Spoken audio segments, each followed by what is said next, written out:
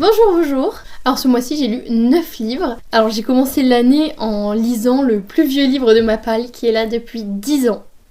Et je l'ai enfin lu et je suis super contente parce que j'ai adoré. C'était À la croisée des mondes de Philippe Pullman. Alors c'est l'intégrale. Il est très abîmé le mien, mais qu'est-ce qu'il est beau et qu'est-ce que c'était bien. Mais c'était trop bien. Mais je suis trop contente. Il était temps que je lise. J'ai toujours été une très très grande fan du film. Toujours été très très très frustrée que le film n'ait jamais eu de suite. Et du coup, j'ai enfin lu la trilogie au complet. Donc cette magnifique édition, elle vient de chez Gallimard bien entendu. Elle fait 1025 pages je crois. C'était long à lire. J'ai pris 3 semaines à le lire mais j'ai adoré, mais j'ai trop aimé. À la croisée des mondes, pour ceux qui ne connaissent pas l'histoire, c'est l'histoire de Lyra qui est une petite orpheline qui habite dans Oxford, dans un monde où ils ont tous des démons. Alors des démons, c'est des petits animaux qui les suivent partout, qui parlent, et en fait c'est une moitié de leur âme. Et donc quand on est enfant, le démon change de forme, et arrivé vers la puberté, quand on commence à devenir adulte, etc., le démon va se figer en une certaine forme qui est censée vous représenter. Donc nous, on suit Lyra, qui a 12 ans je crois, avec son démon Pantalémon, dans le collège de Oxford, où elle se fait un peu éduquer par un peu tout le monde, par les servants, par les maîtres, par les profs, etc. etc. Et elle a un oncle qui est jamais là, qui est explorateur, qui va dans le nord, qui revient très rarement, et elle rêve de le suivre dans le nord, mais lui il veut pas. Et un jour, une femme va arriver, va lui proposer d'être son assistante, et le maître de Oxford, qui est censé prendre soin d'elle, va se voir obligé d'accepter, et avant qu'elle parte avec Mrs. Coulter, qui visiblement a des côtés un petit peu bizarres, il va lui donner un objet, une boussole d'or, un alléthiomètre qui est censé être un espèce d'objet qui te dit la vérité. Tu lui poses une question et il te dit la vérité. Par contre, on sait pas vraiment comment ça marche, Lyra sait pas vraiment comment s'en servir, et tout et tout. Excusez-moi. Dans cet Oxford-là, il y a aussi les enfourneurs. Un peu une légende, mais est-ce que c'est vraiment une légende, qui sont censés capturer les enfants et on sait pas où ils les amènent. Et il commence à y avoir des disparitions, effectivement, dans Oxford et dans les proches de Lyra, dont son meilleur ami Roger, et elle va décider de partir dans le nord pour le sauver. Et Lyra fait l'objet d'une prophétie qu'elle-même ne connaît pas, mais que tout le monde semble connaître. Et dans ce monde, il y a la poussière, on sait pas vraiment ce que c'est, et ça fait très peur à l'église, au magistérium et à l'église qui ont un peu le pouvoir sur le monde en général, mais personne sait vraiment ce que c'est. Visiblement, ça c'est beaucoup plus attiré par les adultes que par les enfants, et il va y avoir des recherches sur qu'est-ce que la poussière, qu'est-ce que l'alléthiomètre, et c'était trop bien, j'ai vraiment adoré. En fait, Lyra par exemple, c'est une petite qui ment énormément et qui est vraiment peste, hein. C'est vraiment une peste et je sais pas, c'était trop bien écrit, c'était trop bien fait, du coup elle reste attachante. J'ai adoré lire.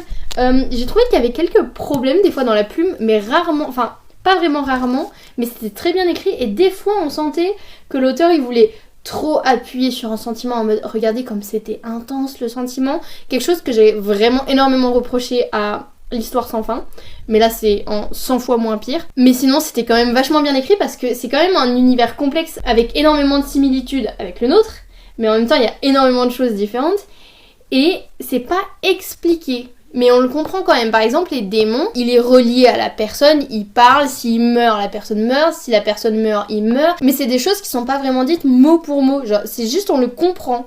Et il y a énormément de concepts bizarres dans ce livre qu'on comprend sans qu'on ait à nous l'expliquer. Et je trouve que ça c'est vraiment hyper bien réussi quoi. Ça reste jeunesse, mais ça reste le jeunesse mature que j'aime. C'est-à-dire qu'on n'a pas peur de choquer les enfants. Il se passe des choses dures quand même. C'était vraiment bien fait et c'est pas trop et c'est pas assez. Et je me souviens que dans le tome 3, il y a une scène, il y a 3 chapitres je crois qui se passent dans un certain lieu et dans ce certain lieu il y a une certaine ambiance et c'était mais décrit, mais j'y étais, mais c'était trop bien. J'y étais, je vous jure, j'y étais, c'était fou. Des fois, on va suivre d'autres points de vue que celui de Lyra. Des fois, ça peut être long. Voilà, c'est ça le problème, c'est que des fois, on va suivre d'autres points de vue que Lyra, pas beaucoup. Mais ces chapitres-là sont un peu longs pour pas grand-chose. Mais ça reste trop bien quand on suit Lyra et quand on suit d'autres personnages, parce qu'au fur et à mesure des tomes, il y a des personnages qui arrivent, dont un auquel je ne m'attendais pas du tout, et j'ai adoré. Et là, du coup, depuis, j'ai commencé la série, qui pour moi, pour l'instant, me respecte moins bien que le film, mais ça reste bien. Avec des bons acteurs et tout, ça reste quand même ça reste quand même bien. Alors lui vraiment, je le recommande, mais vraiment, vraiment, vraiment quoi. Ensuite, j'ai lu un autre des plus vieux livres de ma palle que je voulais vendre, qui n'a jamais été vendu. Puis après je me suis rendu compte c'était Monsieur Toussaint l'ouverture et je me suis dit non mais je veux lui faire confiance. À ce moment-là où je décide de lui faire confiance, je le vends sur Vinted. J'ai dit ah j'ai perdu le livre. J'ai bien fait parce que j'ai quand même beaucoup aimé. C'était Watership Down de Richard Adams aux éditions donc Monsieur Toussaint l'ouverture. Et l'histoire de ce livre c'est que je l'ai acheté il y a quand même quelques années et j'avais juste lu la petite phrase qu'il y a derrière qui dit « La terre tout entière sera ton ennemi, chaque fois qu'ils t'attraperont, ils te tueront, mais d'abord ils devront t'attraper. » Et moi je croyais que c'était, je sais pas, un truc sur des résistants, un peu un récit de guerre et tout et tout. Et en fait j'ouvre le livre et quelle ne fut pas ma surprise quand je me suis rendu compte qu'on suivait des lapins. J'aime pas suivre des animaux qui sont un peu humanisés, qui parlent comme nous, qui machin. C'est vraiment quelque chose que j'aime pas beaucoup. J'ai quand même beaucoup apprécié par exemple Mémoire de la forêt où dans À la croisée des mondes les animaux parlent et tout et j'aime quand même. Mais c'est vrai que quand on suit des animaux, bon je suis vraiment pas très fan donc j'avais abandonné très vite. Et là je me suis décidée à le lire. C'est Monsieur Toussaint l'ouverture, je veux lui faire confiance alors j'ai décidé de lui faire confiance et c'était vraiment bien. Déjà c'est super bien écrit. C'est très jeunesse. C'est vraiment très stressant quand on suit donc l'histoire de ces lapins qui vont quitter leur garenne parce qu'un des lapins a eu la vision qu'ils allaient tous mourir dans leur garenne, qu'elle allait être détruite. Et donc son frère, lui et quelques autres lapins vont décider de fuir la garenne et essayer d'aller trouver un autre endroit. Sauf que c'est très compliqué pour des lapins de survivre la nuit, de survivre le jour, tout le temps, surtout loin de là où ils ont l'habitude d'aller. En fait, c'est très stressant. C'était vrai, mais c'était vraiment bien écrit. J'aimerais énormément lire un livre de cet auteur, mais plutôt adulte. Vraiment, je suis très intriguée par sa plume adulte et avec des personnages humains, ce qui m'intéresserait quand même un petit peu plus. Le problème c'est que c'est jeunesse quand même et ça fait plus de 500 et quelques pages. Ça fait 540 pages alors que c'est vraiment visé sur un public beaucoup plus jeune. C'est long quoi. Pour un enfant de l'âge qui est visé ici, c'est long. Mais ça reste que c'était une jolie histoire, très bien menée, très bien écrite et avec une très chouette fin. Moi j'ai beaucoup aimé la fin, donc je suis très contente de l'avoir, je suis très contente de l'avoir lu, je suis très contente d'avoir dit que je l'avais perdu à la personne qui me l'a acheté sur Vinted.